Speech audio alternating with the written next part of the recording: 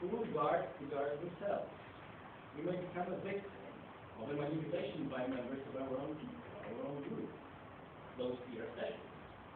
I do not have a clear answer how such a formulation dilemma, except for the fact that we believe that we do good, except for that we should work with people who have high moral standards. I'm aware it's the most difficult task to fulfill, and maybe you can help me answering this dilemma. So to cut the long story short, the role of media, which people use, is self-identity based on European values. First, to those who are keen to positively answer to it, so they can share it among their friends and followers, and thus grow in our target. We know it's possible, but it requires a new investment.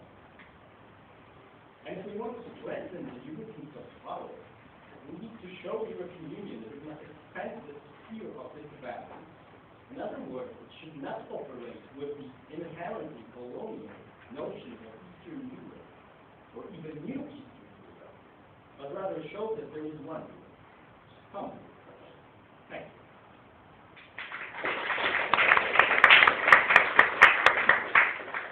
Thank you, Paweł. Thank you so much. We have technical problem. Okay. Okay. Thank you, Paweł. We have Alexander Stronę, the first president. And before, I'd like to ask Paweł about one question, about one problem, because in the subtitle of our discussion,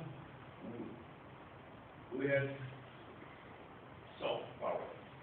I know the really old idea of Paweł mentioning soft power of the European Union, of Poland, and particularly on the field of media. And today we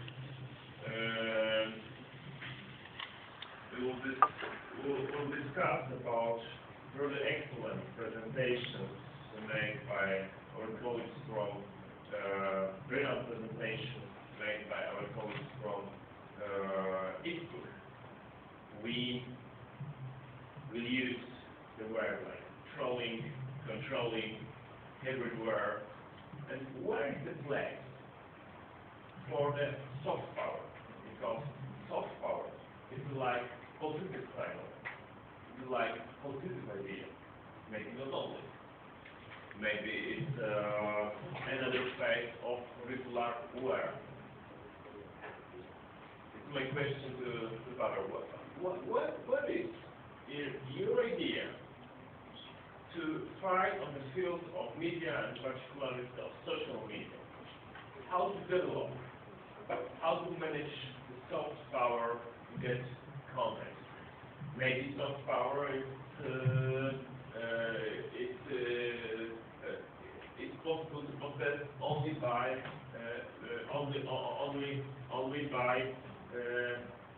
superpower like United States, China, Russia.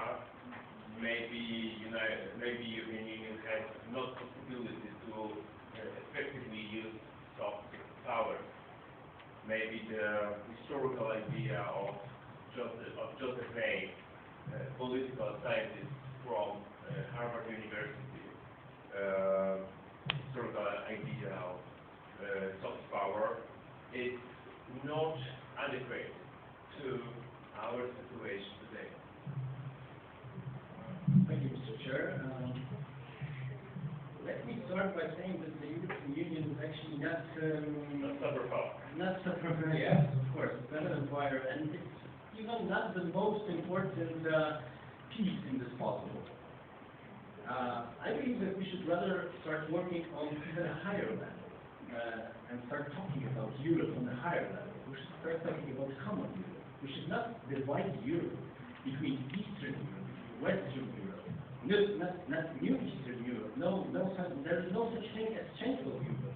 I believe that we should start operating with this notion of common Europe, and it will help. It will help a lot because we can show the values that we share. And basically, no matter if we are in a Central Europe or in Eastern Europe, but we share the same values. And we should point this out, and we should stress in our communication. Okay, I will come back, I will return to the study power because my duty is to fulfill the title, the idea of that discussion. And I think we should invite Mr. Alexander Wojanski to open our discussion, ask about his comments and about main events to our discussion after the presentation made by his book. And I think that we will find place for you here. Okay? It's okay. It's okay. Yeah, this is a very good example of distortion of information, if not manipulation of information. So, you know, when I was discussing with the organizers of the conference, what would be my official role here, they say that, okay, we will not official dissident, but, you know, you just take part in this discussion. Yes. So, I actually learned that an official dissident, just, yeah, half an hour. Anyway, it's matter of interpretation. No problem.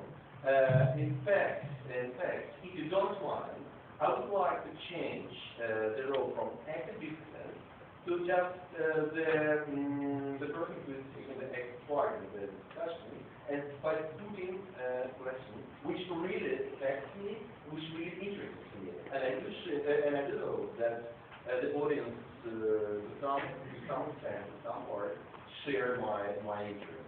So, and my first question is for the first presenter. As far as I understand, the major goal of this organization is a sort of a technical support of Russian internet society, who is aiming to the direction which is called by, you know, promotion of democracy, promotion of rights of people, promotion of free speech, or withstanding the propaganda.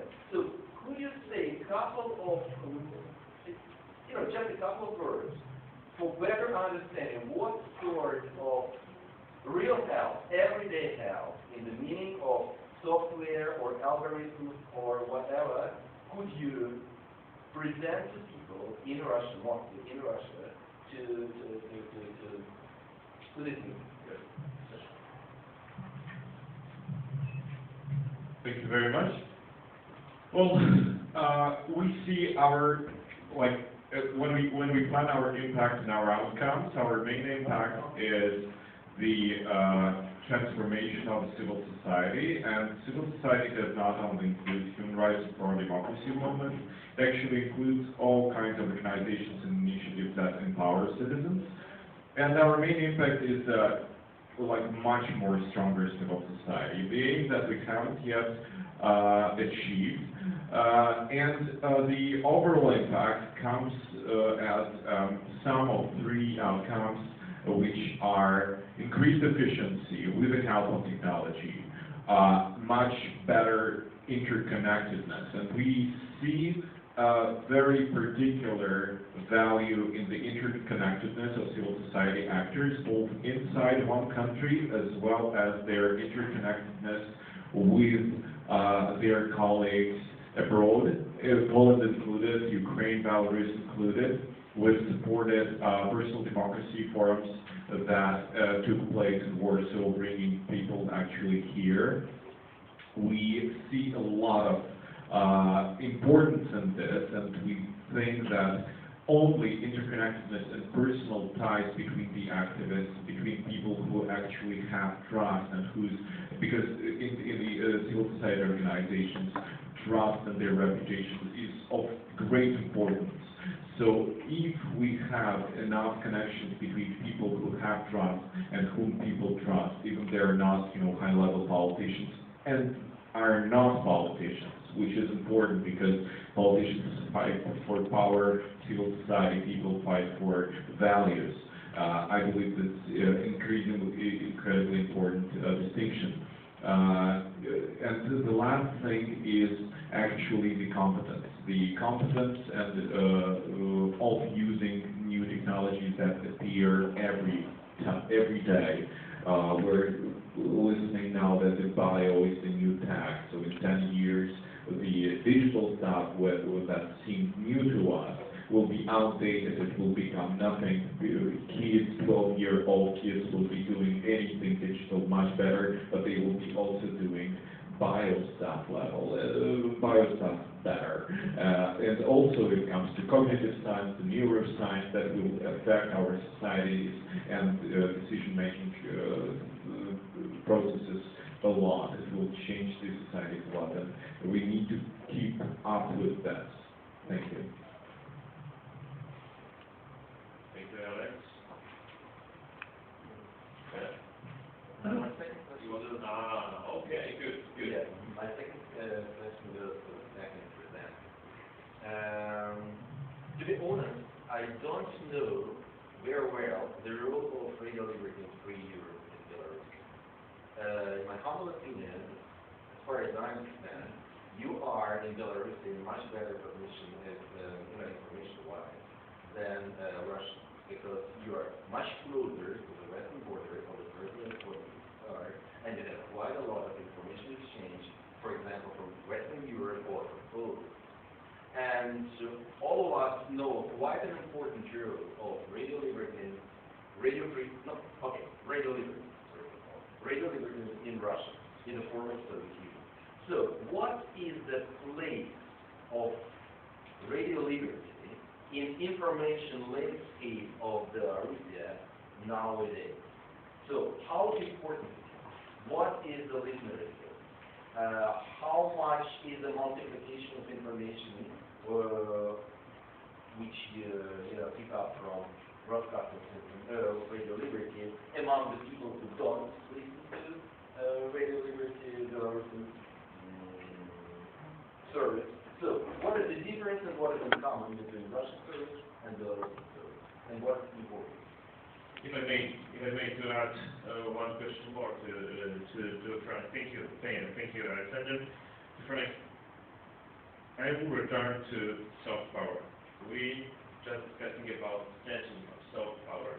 What is, from your point of view, more attractive element of soft power of European Union? What would be attractive for Belarusian citizens today in the policy of smart power of European Union?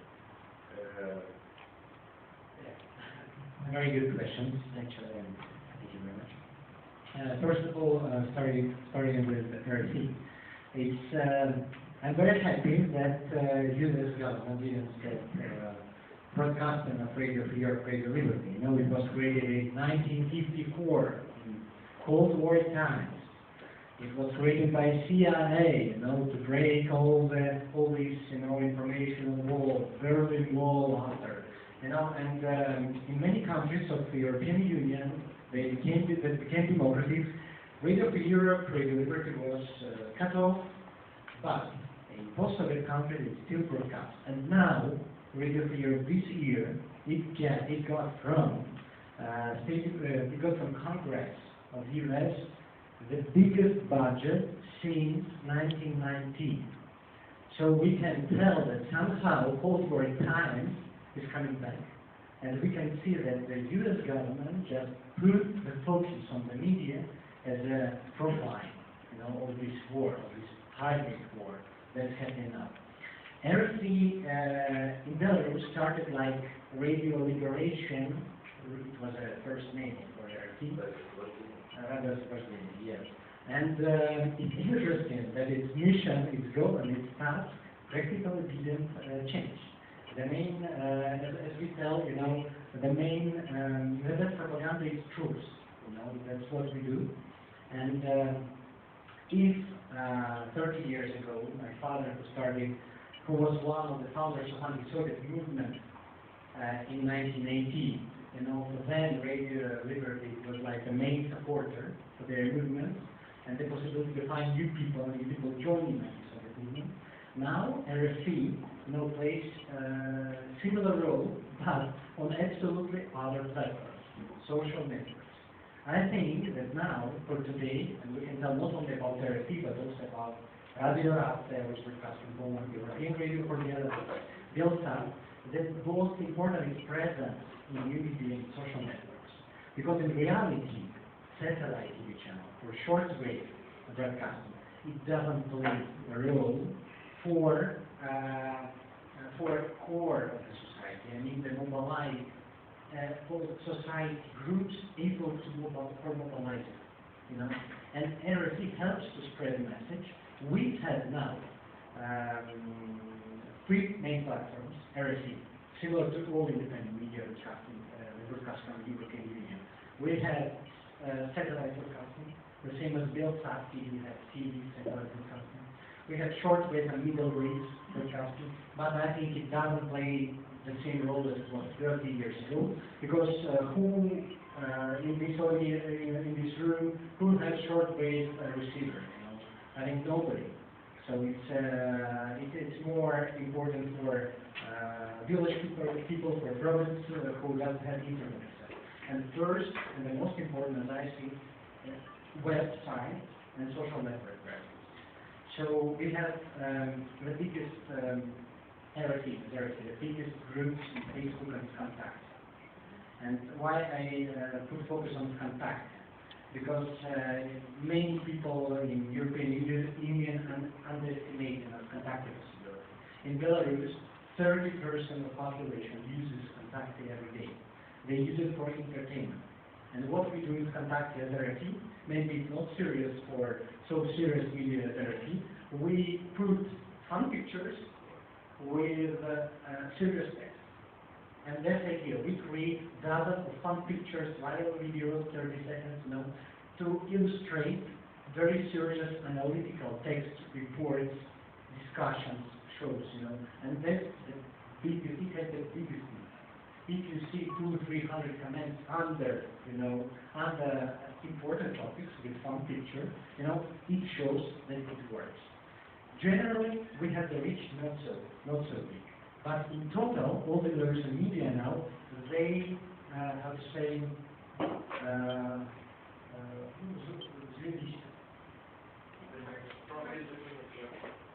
yeah, they merge, you know. For example, RFP aggregate 10 materials from other sides. National Media aggregate about 50 materials from other sides. So if we speak about media, we shouldn't use just audience of RFP audience of supply audience of European reporters. We should tell, and we should use the word reach. What is your reach? What is our reach? I know that RFP monthly, you know, reach is like 10 million, you know, contacts, 10 million views. Charter 97 is like 100 million views. But in general, we spread the same news, we spread the same message. I'd like to show you just mostly Let's try to compare the impact of the radio liberty Russian service on Russian side and the radio liberty Belarusian service on Belarus information land. So, can it somehow compare the effectiveness of two conducted radio levels? Radio Russian service was very effective when they had radio broadcasters inside of Russia. It was working very effective. If we speak about internet, RFP, Russian service, can compete with Echo Moskwy, with some Russian popular independent websites, but you know, but of course it is maybe not so essential, you know, because the problem in Russia is not that that the society doesn't have access to it. The problem they do not want to read this. In Belarus, we have also a different situation. People really need this information. They want to get this information, and they find this information. That's probably a reason why now in Belarus is better situation than in Russia, because in Russia, this shows made the society zombies and not interested in anything. But the most important problem in Belarus is that marketing. You are not able to promote your media. I will show you an example. How to promote the media using Jewish. If you want to break, propaganda, limitations, restrictions, you have to find a new possibility to move. What we did 1 year ago was a Radio for Europe. In Belarus, we are illegal, absolutely illegal. We cannot put any advertisement, any billboard, any newspaper, ads. What we did, we published about 60,000 plastic bags with the slogan, freedom to ice hockey players. It was before World Ice Hockey Championship, and we take this plastic bag and distribute them for free in Belarus and cities in Minsk. And what happened? We go to Komarovsky River in downtown of Minsk. Hundreds of babushkas surrounded us, taking these plastic bags for distribution. Still now you can see the plastic bags in many places. And the main idea is freedom. It's like in English, like F word. Freedom, liberty. If you use this word, you are really opposition. But here is another very important role: ice hockey players. It's like a religion for Lukashenko. We unite these two: freedom or liberty to ice hockey players. And this policeman already doesn't know how to react. But the message is here: svoboda.org, the address of our website. And this is an example of how creative approach can break limitation, restrictions, and repressions. And another example about trends. Sorry for it's T-shirt. We invented these T-shirts 1 year ago. During one day, I just made a design of this T-shirt. It's like WSZYSTKO. It's like embroidered shirt, like I think everybody should know. It's like national clothes. But what we did, thankful Radio for Europe printed these T-shirts. We printed first 200, 500,000. Now we distribute about 20,000 these T-shirts, and you can see many different kinds of these T-shirts. But the most important, we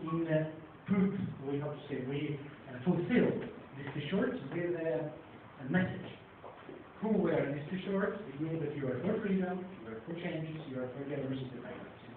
We just distribute this message. We wear ice hockey players, basketball players, politicians, and these T-shirts. And this became a national trend. But formally started by media. So that's a way how to reach people. We merged as a media with a civil society campaign at its workshop. And that can be a soft power, finding new ways, finding new pathways, using them in creative way, without violence, with positive message, with a focus on national identity. It's a soft power, but effective power for countries like Ukraine, like Belarus, like Moldova, and everybody who is endangered by Russian Putin, Kremlin, psychos. To fulfill, to support national identity, because national identity is the best weapon, best armor, from Russian propaganda. If we feel Belarusian, it means that we are not Russians anymore.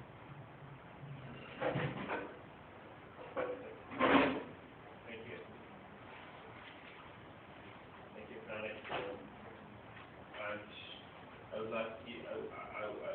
like to ask you about common questions to our discussants. I think that we have more interesting terms. We'dzimy WSZYSTKO, Dr. WSZYSTKO professor of Warsaw University. Well, so my question, comment is to POLSCE appeal. Well, appeal was brilliant, but what is the problem of European soft power in the context of Internet? Internet, created in California, was a democratic utopia in that time. It was a try to cultivate... Also was created in Harvard. Yeah. Oh, what? It's also in America. And it was the fulfillment of a dream about direct democracy, communication, about the citizens, etc. How easily we can organize ourselves. The problem is that internet now is starting to be a great danger for the open society, because Putin's trolling is so well organized that could influence Western society in this hybrid war. And what is much more important, not influence, if it influence is associated not only with the news and information, it is disrupting the main structure of a free discourse. It's the main matter. It makes the free discussion impossible. But it provokes very deep disorientation. And I should say that